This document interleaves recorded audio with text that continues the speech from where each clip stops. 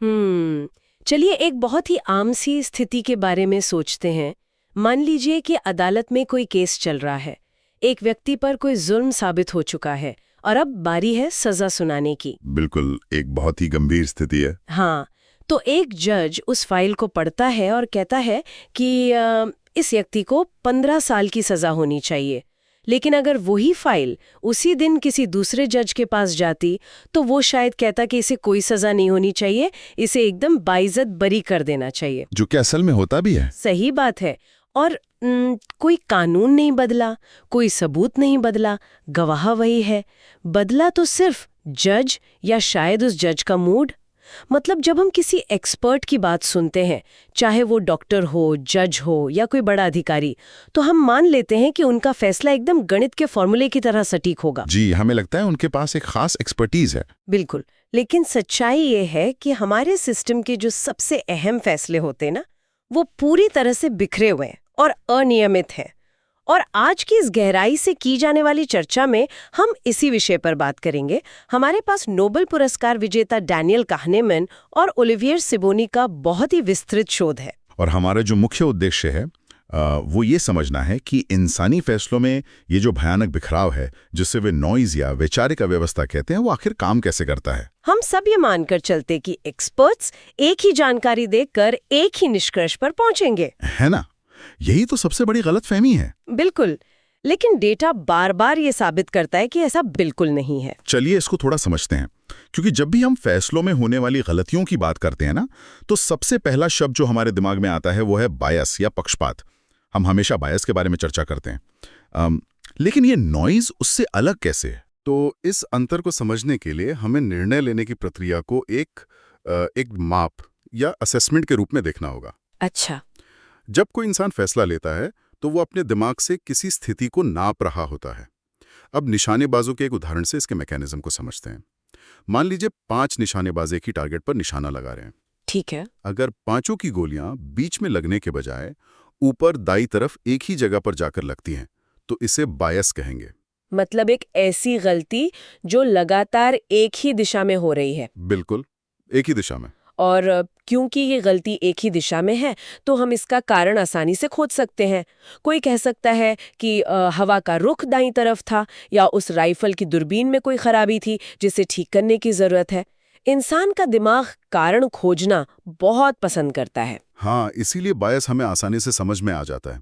वो एक बहुत ही स्पष्ट पैटर्न दिखाता है और बायस पर बात करना ज्यादा आकर्षक भी लगता है। हाँ, वो थोड़ा सेक्सी टॉपिक है। सही कहा। लेकिन अब जरा उसी टारगेट को दोबारा देखें। इस बार गोलियां टारगेट पर हर तरफ बिखरी हुई हैं। एक गोली एकदम ऊपर, एक नीचे, एक एकदम बाएं, दूसरी एकदम दाएं। मतलब कोई सिरपैर ही नहीं है। हाँ, इस बिखराव का कोई एक कारण नहीं हो सकता। ये पूरी तरह से रैंडम या अनिश्चित है। इसी बिना किसी पैटर्न के बिखराव को नॉइज कहते हैं। जब एक ही विषय पर लिए गए निर्णयों में ऐसी भिन्नता हो जो नहीं होनी चाहिए, तो वो वैचारिक नॉइज है। यहाँ बात सच में बहुत दिलचस्प हो जाती है। अगर हम इस बिखराव को देखते हैं तो क्या यही कारण है कि हम सिस्टम के इस नॉइज को अक्सर नज़रअंदाज कर देते हैं? क्योंकि बायस के मामले में किसी एक चीज पे उंगली उठाना और उसे दोष देना आसान होता है, जैसे मशीन खराब थी या वो व्यक्ति भेदभाव कर रहा था। बिल्कुल, किसी को विलेन बनाना आसान होता है। हाँ, लेकिन जब गोलियां हर तरफ बिखरी हों तो हम शायद बस ये मान लेते हैं कि निशानेबाज ही खराब है, और हम उस सिस्टम की गहराई में जाकर असली समस्या को समझने की कोशिश ही नहीं करते। सही बात है। और असल में हम इस बिखराव को इसलिए भी नजरअंदाज करते हैं क्योंकि हमें लगता है कि लंबी अवधि में ये सब आपस में कैंसिल हो जाएगा। कैंसिल हो जाएगा? मतलब कैसे? मतलब लोग सोचते हैं कि अगर एक फैसला बहुत सख्त है और दूसरा बहुत नरम, तो औसत रूप से सब ठीक रहेगा, एक तरह से बैलेंस बन जाएगा। अच्छा, वो एवरेज वाला लॉजिक। हाँ, लेकिन वास्तविक दुनिया में ये नॉइज आपस में कैंसिल नहीं होता। ये बहुत बड़ा नुकसान पैदा करता है। बीमा कंपनियों के काम करने के तरीके को ही ले लीजिए।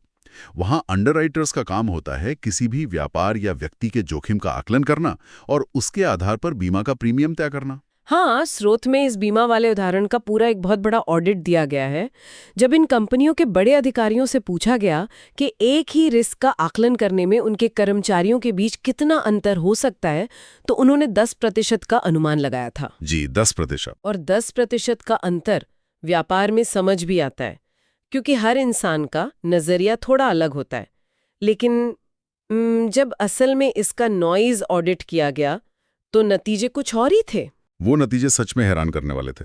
वो अंतर 10% नहीं बल्कि पूरे 50% का था। बाप रे, 50%! मतलब उम्मीद से 5 गुना ज्यादा नॉइज। बिल्कुल। अब इसके आर्थिक परिणाम को समझिए। अगर एक अधिकारी किसी रिस्क के लिए 1 लाख रुपए प्रीमियम तय कर रहा है और दूसरा उसी रिस्क के लिए 1.5 लाख रुपए तय कर रहा है, तो ये औसत में कैंसिल नहीं होगा। नहीं होगा। अगर प्रीमियम कम तय किया गया है तो भविष्य में जब क्लेम आएगा तो कंपनी को भारी आर्थिक नुकसान उठाना पड़ेगा, क्योंकि उन्होंने पर्याप्त पैसा नहीं लिया था। और अगर उसी चीज के लिए प्रीमियम बहुत ज्यादा तय कर दिया गया तो वो ग्राहक किसी और प्रतिद्वंदी कंपनी के पास चला जाएगा। ये तौर पर व्यापार की बुनियाद को खोखला कर रहा है। और ये सिर्फ मुनाफे और नुकसान तक सीमित नहीं है। जब यही नॉइज न्याय प्रणाली में प्रवेश करता है तो ये सीधे तौर पर मानवाधिकारों का उल्लंघन बन जाता है। ओह, ये तो बहुत गंभीर बात है। जी, अमेरिका में किए गए एक बहुत बड़े अध्ययन में दर्जनों अनुभवी जजों को क्रिमिनल केसेस की बिल्कुल एक जैसी फाइलें दी गईं, ये देखने के लिए कि वे क्या सजा मुकर्रर करते हैं। और क्या हुआ? जिस मामले में औसत सजा 7 साल होनी चाहिए थी, वहां जजों के फैसलों के बीच लगभग 4 साल का अंतर देखा गया। अच्छा, कुछ ने लंबी सजा दी और कुछ ने सिर्फ प्रोबेशन पर छोड़ दिया। 7 साल की औसत सजा में 4 साल का अंतर। इस मैकेनिज्म को अगर हम ध्यान से देखें तो सजा इस बात पर निर्भर नहीं कर रही कि व्यक्ति ने अपराध क्या किया है या कानून की धाराएं क्या कहती हैं। सजा इस बात पर निर्भर कर रही है कि फाइल किस जज के टेबल पर गई है। बिल्कुल, ये एक लॉटरी सिस्टम बन गया। हाँ, अगर किस्मत अच्छी है तो नरम जज मिलेगा, किस्मत खराब है तो सख्त जज मिलेगा। ये तो सीधा सीधा अन्याय है। और जब सिस्टम ने इस अन्याय को रोकने की कोशिश की तो एक और बड़ा मनोवैज्ञानिक पहलू सामने आया। जजों को इस नॉइज से बचाने के लिए सख्त गाइडलाइंस दी गईं ताकि हर मामले में सजा का एक दायरा तय हो सके, जो कि एक तार्किक कदम लगता है। हाँ, लेकिन जजों ने इसका भारी विरोध किया। उनका तर्क था कि इससे उनका विशेषाधिकार यानी उनका डिस्क्रेशन छिन रहा है। उन्हें यह स्वीकार करना बहुत मुश्किल लगा कि उनके व्यक्तिगत फैसलों में इतनी भारी अनियमितता हो सकती है। ये तो ऐसा हुआ कि हम किसी ऐसी मशीन का इस्तेमाल कर रहे हो जिसका कैलिब्रेशन ही पूरी तरह से बिगड़ चुका हो। मान लीजिए मैं एक ही बुखार के लिए 5 अलग-अलग डॉक्टरों के पास जाऊं और मुझे 5 बिल्कुल अलग-अलग बीमारियों का इलाज बता दिया जाए। चिकित्सा के क्षेत्र में ऐसा ही होता है और इसके पक्के सबूत हार्वर्ड मेडिकल स्कूल के डेटा में मौजूद हैं। वहां डॉक्टरों को मिर्गी या एपिलेप्सी के ईईजी स्कैन देखने को दिए गए थे। अच्छा, ईईजी स्कैन, वो तो वैज्ञानिक डेटा है। हाँ, ये कोई आम राय देने वाली बात नहीं थी। ये एक साइंटिफिक स्कैन को पढ़ने की बात थी। लेकिन उन 2 डॉक्टरों के बीच की सहमति लगभग शून्य थी। जो चीज एक डॉक्टर को गंभीर बीमारी लग रही थी, दूसरे डॉक्टर को वहां कुछ नहीं दिख रहा था। शून्य सहमति? मतलब अगर इतने ऊंचे स्तर के विशेषज्ञ, बड़े डॉक्टर और जज ऐसी बुनियादी चीजों पर सहमत नहीं हो पा रहे हैं, तो क्या एक्सपर्टीज या विशेषज्ञता नाम की कोई चीज सच में होती भी है? यह एक बहुत ही वाजिब सवाल है। यहाँ हमें 2 अलग-अलग तरह के विशेषज्ञों के बीच का अंतर समझना होगा। कैसा अंतर? एक होते हैं असली विशेषज्ञ, जिनके फैसलों को तुरंत मापा जा सकता है। जैसे कोई शतरंज का खिलाड़ी जो कोई चाल चलता है तो कुछ देर बाद पता चल जाता है कि वो सही थी या नहीं। हाँ, वहां तो हार जीत साफ है। या मौसम की भविष्यवाणी करने वाला वैज्ञानिक, जिसके डेटा के आधार पर पता चलता है कि बारिश हुई या नहीं। इनका एक ट्रैक रिकॉर्ड होता है जिसे जांचा जा सकता है। लेकिन दूसरी तरफ होते हैं जिन्हें सोर्स में रेस्पेक्ट एक्सपर्ट्स कहा गया है। रिस्पेक्ट एक्सपर्ट्स मतलब ऐसे लोग जो सिर्फ अपने पद, अपने आत्मविश्वास या अपने बात करने के तरीके की वजह से एक्सपर्ट माने जाते हैं। जी, जैसे कोई टीवी पर बैठने वाला राजनीतिक भविष्यवक्ता या कोई बहुत बड़ा पंडित। हाँ, और हम इंसानों की फितरत है कि हम आत्मविश्वास से बहुत जल्दी प्रभावित हो जाते हैं। बिल्कुल। जब कोई डॉक्टर या जज बहुत ही दृढ़ता के साथ अपना फैसला सुनाता है तो हमें लगता है कि वो सही ही होगा। उनके फैसलों को तुरंत मापा नहीं जा सकता, इसलिए हम उनकी एक्सपर्टीज पर सवाल नहीं उठाते। उनका वो भारी आत्मविश्वास उस नॉइस को पूरी तरह छुपा लेता है। तो आखिर इन विशेषज्ञों के दिमाग के अंदर चल क्या रहा है? ये नॉइज पैदा कहाँ से होता है? अगर हम इंसान के दिमाग को एक नापने वाली मशीन या वेइंग स्केल मान लें, तो ये मशीन बार बार अलग अलग वजन क्यों दिखा रही है? इसके पीछे 3 मुख्य मनोवैज्ञानिक मैकेनिज्म काम करते हैं। पहला है स्तर या लेवल नॉइज। Level noise? हाँ, ये व्यक्ति के बुनियादी स्वभाव से जुड़ा है। कुछ इंसान स्वभाव से ही हमेशा सख्त होते हैं और कुछ हमेशा नरम। एक जज अपने पूरे करियर में औसत से ज्यादा सख्त सजा दे सकता है क्योंकि उसका लेवल ही वही है। ठीक है, ये तो समझ में आता है कि कुछ लोग कड़क होते हैं और कुछ नरम, लेकिन क्या इस बात का भी असर पड़ता है कि फैसला लेते समय परिस्थितियां कैसी हैं? बिल्कुल पड़ता है। मान लीजिए अगर मैं अपना वजन नापने वाली मशीन पर खड़ा हूं और वो मशीन इस बात पर मेरा वजन कम या ज्यादा दिखाए कि आज बाहर धूप खिली है या बारिश हो रही है, तो ये तो मशीन की बहुत बड़ी खराबी हुई ना। और इंसानी दिमाग बिल्कुल इसी खराब मशीन की तरह काम करता है। इसे अवसर या ओकेजन नॉइज कहते हैं।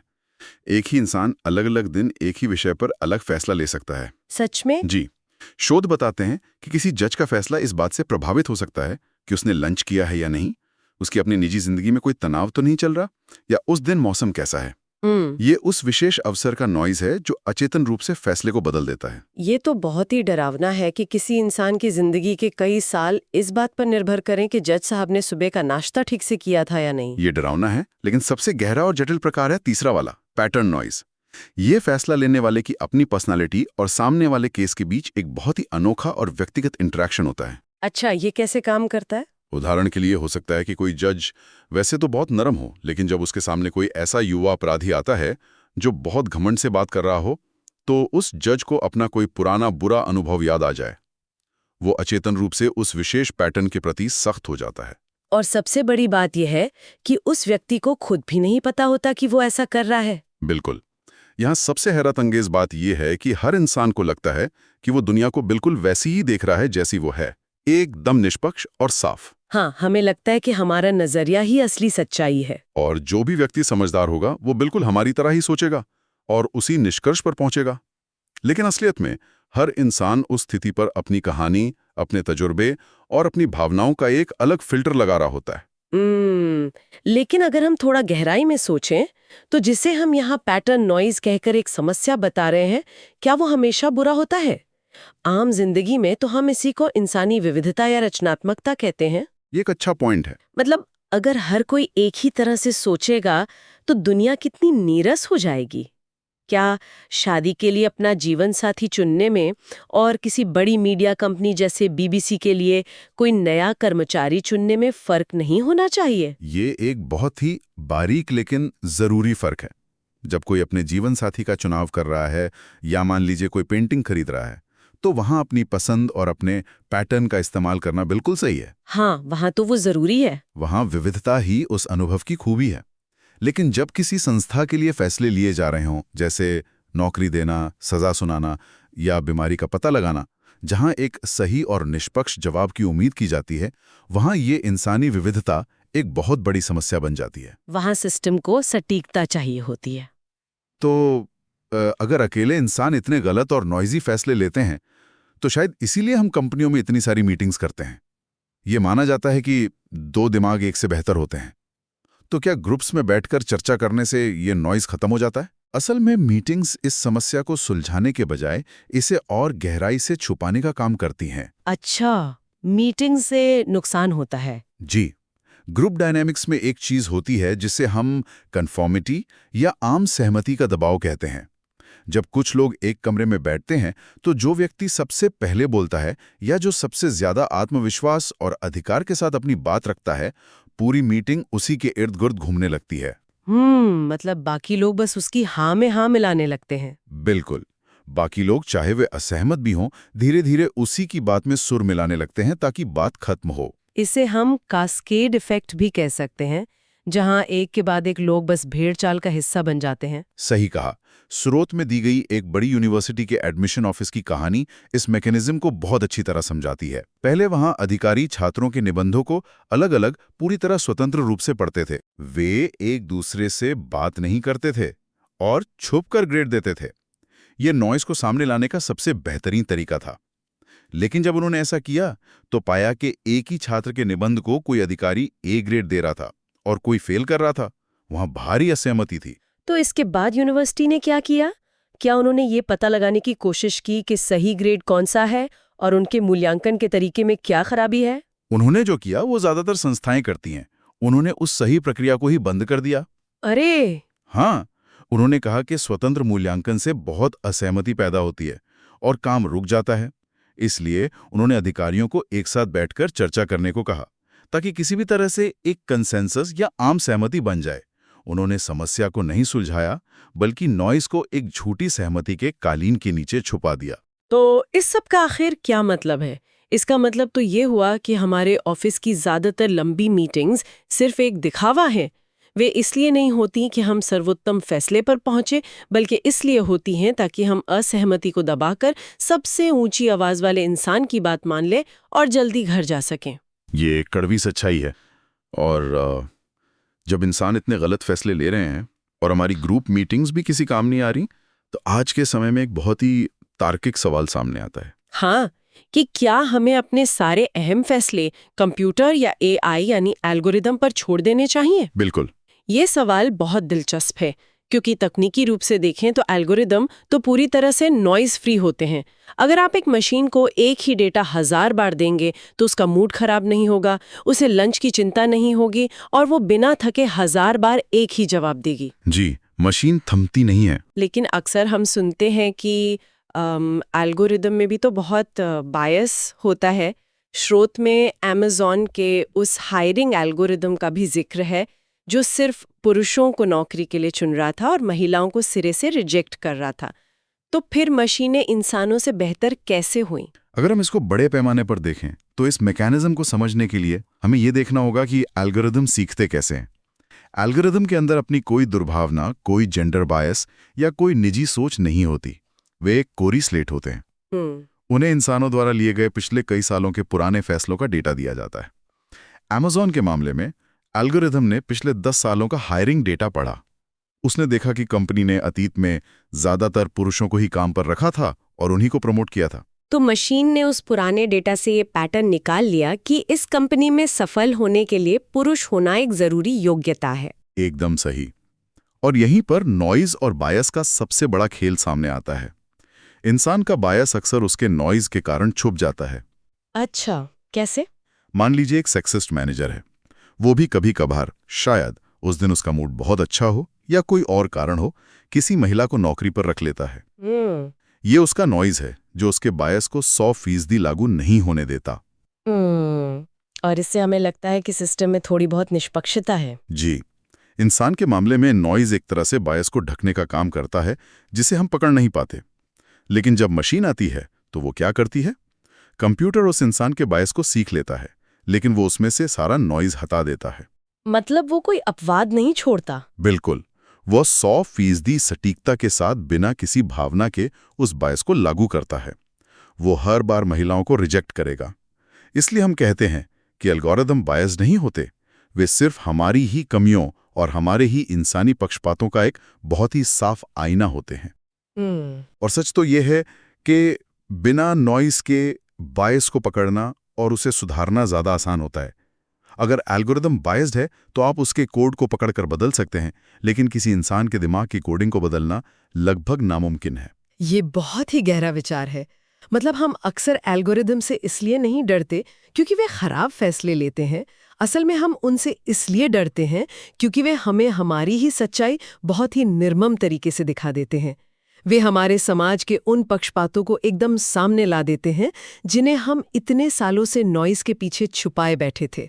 बिल्कुल सही कहा। लेकिन इन सब के बावजूद हम जानते हैं कि हर जगह एल्गोरिदम का इस्तेमाल करना ना तो व्यवहारिक है और ना ही समाज इसे स्वीकार करेगा। हाँ, इंसानी फैसलों की जरूरत तो हमेशा रहेगी। तो चुनौती ये है कि हम बिना मशीनों के इंसानी फैसलों के इस नॉइज को कैसे कम करें। अगर हम हर जगह एआई लागू नहीं कर सकते तो इंसानों की इस वैचारिक अव्यवस्था को कैसे सुधारा जाए? इसका उपाय है डिसीजन हाइजीन, यानी निर्णय लेने की स्वच्छता। Decision hygiene. अगर हम इसे हाथ धोने के उदाहरण से समझें तो इसका मैकेनिज्म कैसे काम करता है? ये एक बहुत अच्छा उदाहरण है। जब कोई डॉक्टर ऑपरेशन करने से पहले या कोई इंसान खाना खाने से पहले हाथ धोता है तो उसे ये बिल्कुल नहीं पता होता कि वो किस विशेष बीमारी के कीटाणु को मार रहा है। हाँ, वो कोई एक कीटाणु देखकर तो उसे नहीं मारता, जी। लेकिन उसे ये पता होता है कि हाथ धोने की ये प्रक्रिया उसे कई तरह की अज्ञात बीमारियों से बचा लेगी। इसी तरह जब हम कोई फैसला लेते हैं तो हमें नहीं पता होता कि हमारे दिमाग में उस वक्त ऑफसर नॉइज चल रहा है, पैटर्न नॉइज हावी है या कोई और बायस है। समझ गई। इसलिए हमें फैसले लेने की प्रक्रिया में ही एक तरह की हाइजीन लानी होगी। और व्यावहारिक रूप से ये हाइजीन कैसे लागू की जा सकती है? इसकी कुछ बहुत ही स्पष्ट तकनीकें हैं। सबसे पहली चीज, किसी भी मीटिंग को शुरू करने से पहले हर सदस्य को अपनी आजाद और स्वतंत्र राय किसी कागज पर लिखनी चाहिए। इससे क्या होगा? इससे पहले कि कोई एक व्यक्ति बोलकर वो कैस्केड इफेक्ट शुरू करे और सबको प्रभावित कर दे, सबकी असली राय सामने आ जाती है। अच्छा, मतलब भेड़ चाल से बचा जा सकता है। बिल्कुल। दूसरी चीज, आम सहमति बनाने में जल्दबाजी नहीं करनी चाहिए। असहमति को छुपाने के बजाय उस पर चर्चा होनी चाहिए। और तीसरा, किसी एक चीज को देखकर पूर्ण निर्णय लेने के बजाय उसकी तुलना अन्य चीजों से करनी चाहिए। इसे रिलेटिव जजमेंट कहते हैं। लेकिन अगर हम कॉर्पोरेट दुनिया की बात करें तो कोई भी कंपनी इसे आसानी से लागू नहीं करना चाहेगी। ये प्रक्रिया सुनने में ही बहुत थकाऊ और बोरिंग लगती है। यही सबसे बड़ी बाधा है। नॉइस को कम करना सच में एक उबाऊ काम है। इसमें कोई रोमांच नहीं है। बड़े अधिकारी और मैनेजर अपनी गट फीलिंग या अपने अंतर्ज्ञान पर बहुत भरोसा करते हैं। हाँ, उन्हें लगता है उनका दिमाग सबसे तेज है। वे एक व्यवस्थित और ठंडी प्रक्रिया से बंधना नहीं चाहते, क्योंकि इससे उनके ईगो को ठेस पहुंचती है। और सबसे बड़ा कारण यह है कि नॉइस किसी भी कंपनी के लिए बहुत शर्मनाक होता है। शर्मनाक कैसे? जब किसी कंपनी को डेटा से ये पता चलता है कि उनके ही लोग एक ही काम के लिए एक ही ग्राहक को अलग अलग कोटेशन दे रहे हैं, किसी को 1 लाख और किसी को 2 लाख, तो ये उनकी अक्षमता को दिखाता है। वो अपनी गलती मानना नहीं चाहते। इसलिए ज्यादातर कंपनियां इस समस्या को सुलझाने की मेहनत करने के बजाय इस पर बात करना ही बंद कर देती हैं। वे बस आंखें मूंद लेना चाहती हैं। आज की इस पूरी चर्चा से हमने एक बात तो बहुत स्पष्ट रूप से समझ ली है कि इंसान के फैसले, जिन्हें हम बहुत तर्कसंगत और पारदर्शी मानते हैं, वे असल में अनियमितताओं का एक बहुत बड़ा जाल है। बायस और नॉइस के बीच का अंतर सिर्फ थ्योरी नहीं है, बल्कि यह हमारे सिस्टम का वो दीमक है जो न्याय प्रणाली से लेकर चिकित्सा और व्यापार तक हर जगह नुकसान पहुंचा रहा है। बिल्कुल। डिसीजन हाइजीन अपनाकर, मीटिंग्स में स्वतंत्र राय को बढ़ावा देकर और ये मानकर कि हम सबसे गलतियां हो सकती हैं, हम अपनी सोच की इस अव्यवस्था को कम कर सकते हैं। तो जब भी हम सब अपनी टीम के साथ कोई बड़ा फैसला लें, तो चर्चा शुरू करने से पहले सबको एक पेपर पर अपनी स्वतंत्र राय लिखने को कहें। आम सहमति बनाने में थोड़ी देरी करें ताकि नॉइज को पहचाना जा सके। और इसी बात से एक बहुत ही जरूरी और गहरा सवाल सामने आता है। जी बताइए। अगर हम मान लें कि हम भविष्य में अपने सभी अहम फैसलों से मानवीय स्वभाव, हमारी भावनाओं और इस नॉइज को पूरी तरह से हटा देते हैं और सब कुछ एल्गोरिदम की तरह एकदम सटीक और मशीनी कर देते हैं, तो क्या एक पूरी तरह से नॉइज फ्री समाज में इंसान होने का जो असली और स्वाभाविक एहसास है, वो कहीं खो नहीं जाएगा? क्या थोड़ी बहुत खामी ही हमें इंसान नहीं बनाती? ये सच में एक बहुत ही विचारणीय प्रश्न है। क्या हम अपनी कमियों के बिना सच में इंसान रहेंगे? इस सवाल के साथ ही हम आज की इस गहन चर्चा को यहीं विराम देते हैं। सोचने के लिए बहुत कुछ है।